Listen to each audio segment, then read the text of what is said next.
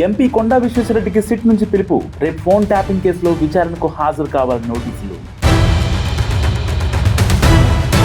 ప్రమాదంలో జూరాల ప్రాజెక్ట్ గేట్లు. జూరాల గేట్ల భద్రతపై పెరుగుతున్న ఆందోళన. తెగిపోయిన 9వ గేట్ రోప్. నేటి నుంచి ఆషాఢ మాసం బోనాలు. గోల్కొండ జగదాంబ అమ్మవారికి మొదటి బోనం. లాస్ వెగాస్ ఎయిర్పోర్ట్లో కలకలం. అమెరికన్ ఎయిర్లైన్స్లో మంటలు. విమానం గాల్లో ఉండగా ఇంజన్లో చెలరేగిన మంటలు.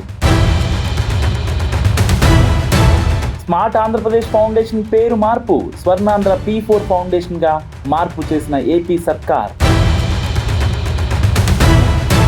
ముగిసిన ప్రణీత్ రావు విచారణ. ఫోన్ ట్యాపింగ్ కేసులో 9 గంటల పాటు ప్రణీత్ రావును ప్రశ్నించిన సిట్ అధికారులు.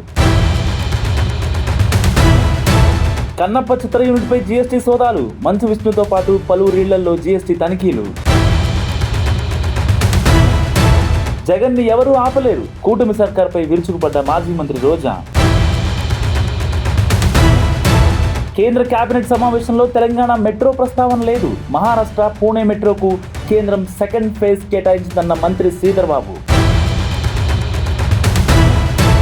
PCC chief Mahesh Kumar గౌడ్కి Harish Rao counter.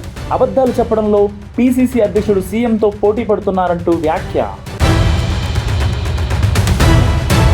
Phone tapping కేసుపై ఎంపీ లక్ష్మణ్ హాట్ కామెంట్స్.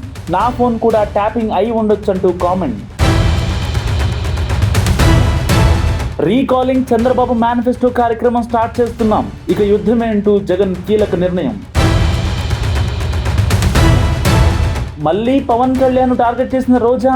తొక్కిపట్టి నార తీయాలంటూ కామెంట్.